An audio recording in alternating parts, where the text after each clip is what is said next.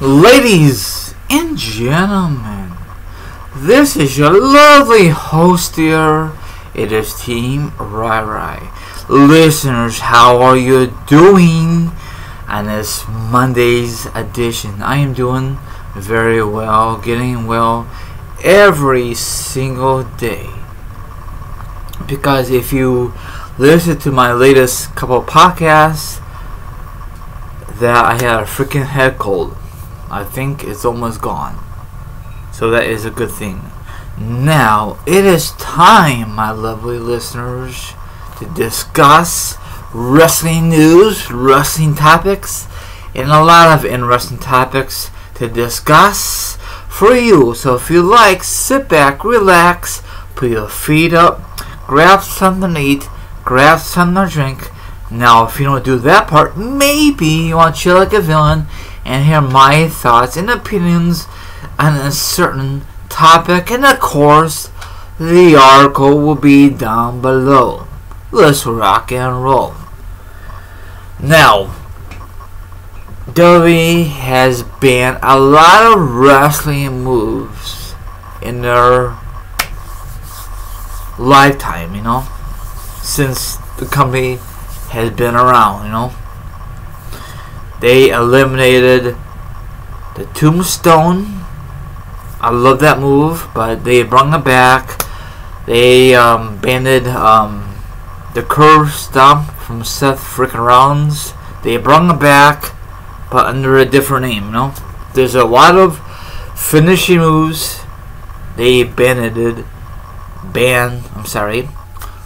but then these wrestlers gotta come up with a different finishing move. Okay.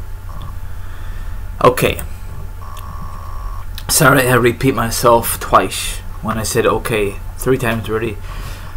Then, WWE has a bunch of moves on a list that WWE superstar cannot do. However, there is always a way around a move being produced. I'm probably messed that word, sorry. If you go through the proper channels of approval. Okay. Now, I want to read this part. Do you guys remember Stone Cold Steve Austin versus Owen Hart? Rest in peace, Owen Hart. Owen Hart needs to be in the Hall of Fame. Come on. We all know why. It was a very epic match. Let me see here. Stone Cold Steve Austin made Owen Hart reversed the Tombstone, the Piledriver, my bad. Then Stone Cold Steve Austin hurt his neck, but he still finished the match and became the Intercontinental Champion. Now, here's the article from this. The Tombstone Piledriver performed by the Undertaker and Kane are the most noticeable experts, because they've been doing it for many years. Then again, sorry, I missed it. I skipped a paragraph. The Piledriver has been a move banned from WWE as long time. After all, Owen Hart accident broke Steve Austin's neck during SummerSlam 97. That was a very epic match, but then Austin broke his neck. The Piledriver since then WWE has been very careful with the move and is banned from superstars from using it. So there you go. So you guys can read the rest of it. But Taker and Kane, that's their finishing move, or one of their finishing moves. They don't use it too often because WWE has banned that move, I don't know if Owen Hart messed up on that move, or Stone Cold Steve Austin, or is it maybe bad timing? Now Austin had to have neck surgery. I don't know if he still has issues with his neck. I'm glad that he was able to still compete after SummerSlam 97. That was a very good match, but he really did got injured. and that was a very good storyline too. You know. So what's your thoughts? What finish move you wish WWE brought back? You know, these wrestlers, in my opinion, make a lot of money. In my opinion and thoughts, but is it really worth injuring your opponent or yourself? No, because you might have an epic match, then a few minutes later, or make an hour or two, you might not feel your arms or your neck. You might be A, paralyzed, or B, it might be very hard to get out of the square circle like Stone Cold Steve Austin did.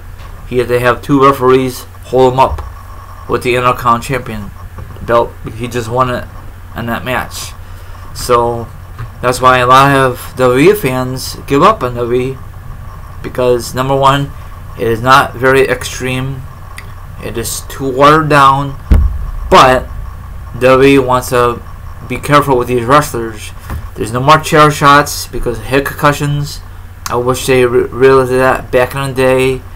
So this company is very cautious. This is not like the other companies out there. So WWE is doing the right thing, but I wish their product is a little better, but it isn't, you know. That's why a lot of you love NXT over the main show. And that's why a lot of you prefer TNA over the main show, or ROH over Raw, SmackDown. You know what I'm trying to say? Even the new company called AEW over Raw, SmackDown. You know, because probably they're gonna do more crazy stuff. Even the original ECW did some crazy, bizarre stuff more than this current stuff from Raw and SmackDown. It is not the wrestler's fault. It is McMahon and his staff, because everyone is a family affair kind of thing, you know. That's what I'm trying to say. So if you missed the old school of the WWF / the early days of WWE, watch it on WWE Network, or probably cut out the good stuff, or if you have it on your DVD collection or some of the Blu-rays they used to produce, they don't do that more, because I guess they don't sell enough DVDs. I mean Blu-rays, so they went back to DVDs. They don't sell enough Blu-rays, so they went back to the original format, is the DVD format. Speaking of format, off the record, I went to Walmart recently, and the DVD covers look like crap. They do. They don't put no effort on those. Probably because we've got the freaking network, you know. But still, a lot of people that want to spend the $9.99 for the freaking network, you know. I miss the old good old days when there used to be an insert, an awesome cover slip. They don't even do that anymore. You know, cover, it's just pathetic work. I don't know who does that lately, but it is awful. Very disgusting to look at it. Let me know what you think about the DVD covers lately. What do you think about this article? Sorry, I went a little overboard. Everyone, have a good one, and I'll see you sometime tonight. Later, everyone.